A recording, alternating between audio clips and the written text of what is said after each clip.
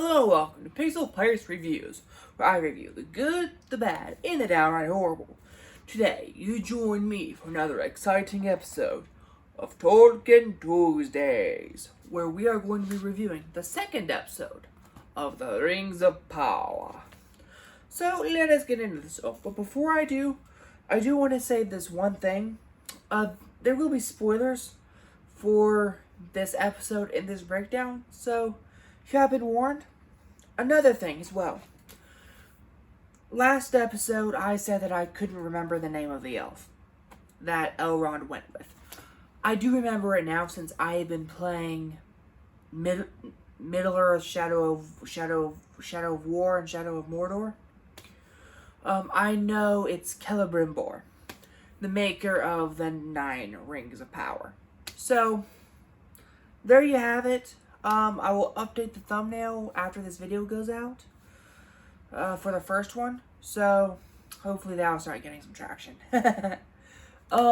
Anyways, let us deep dive into the realm of Kaza.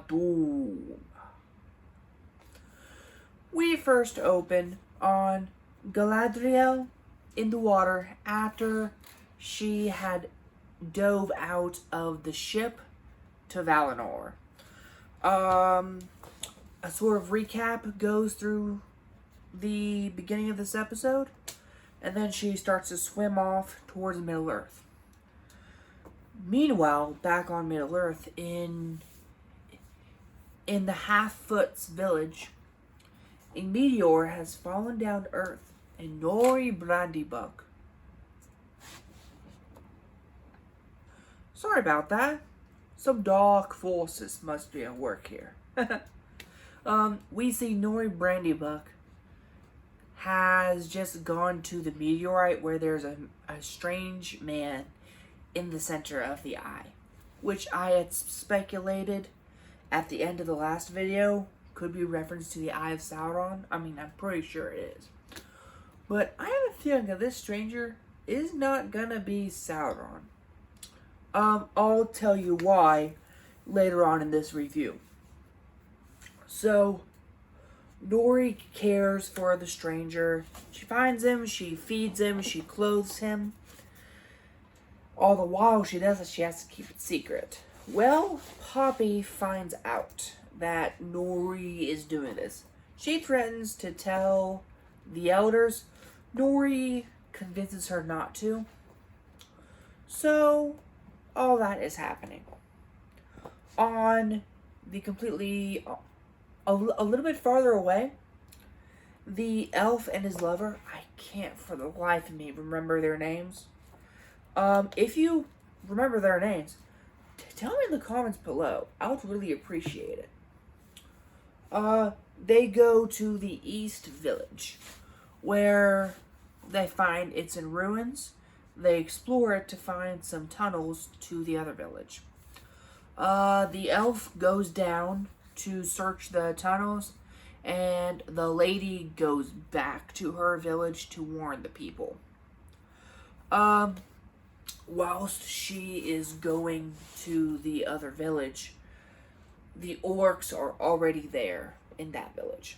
They have tunneled their way into it, and her son is now scared for his life. As he should be, because these are orcs. Although they aren't Uruk-hai yet, but they are orcs. So, interesting. She gets to the village. They do not believe her. So she goes back defeated to her house, where she finds the orc. After a fierce scuffle and stuff, they finally defeat the orc, her son and her rather, and in a show of defiance, she plops the severed orc head onto the anvil in the inn, and tells everybody if they want to live to come with her, evacuate, which they do. Now y'all might be wondering, where's this elf? Where did he go? Well, he's exploring the tunnel, and after a long time of exploring, he comes across some orcs, which chase him in a different way. He dives under some water, comes up, waiting for the orc to come out. They don't, but he gets dragged deeper into the tunnel by orcs. So we're pretty sure he's captured. Let's see, what else am I missing?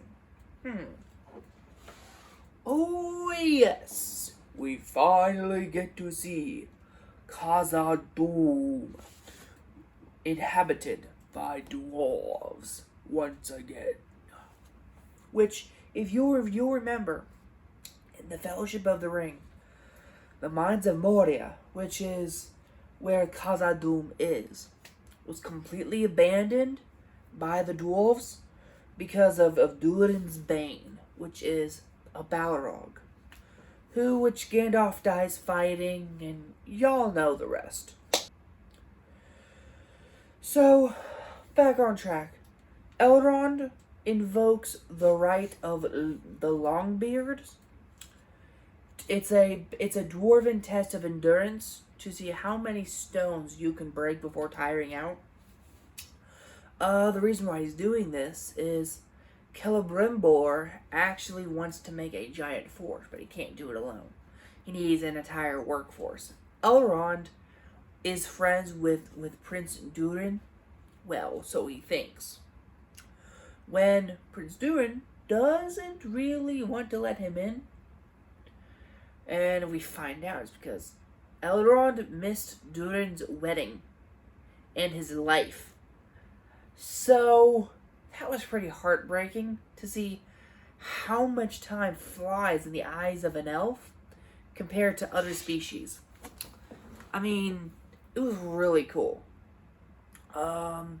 Eventually, though, Elrond and Durin make peace with each other because of Durin's wife, which I find is really awesome. We find out how they're able to cut the stone so precisely. It's by singing to it, which seems pretty cool. It seems like the dwarven way. So, anyways, we cut to Durin and King Durin actually finding Mithril. At least we think it's Mithril. It's either Mithril or it's a Silmaril. I don't think it's a Silmaril. I think it's probably Mithril. But we don't know yet. We just haven't seen it. Let's see. The stranger talks to Nori, or babbles to her about how he wants to find the constellation of stars, which he explains by fireflies. Which comes to my earlier theory in the beginning of the video. I think that this stranger is Gandalf. Now, we know by the books and by the Fellowship of the Ring, the book, Gandalf, Radagast, and Saruman came to Middle-earth during the Second Age, right? During the I'd say the middle or the end of the Second Age. So Gandalf is not actually supposed to be on Middle-earth yet. But we do know that they are doing a loose adaptation of the books with this Rings of Power. So I honestly think that they are redoing Gandalf's story. I'm not happy about it, but I'm interested to see where this goes. I think it's Gandalf because he shows a whole bunch of magical powers, and he actually talks to the fireflies like Gandalf does with the moths and the eagles later on in life.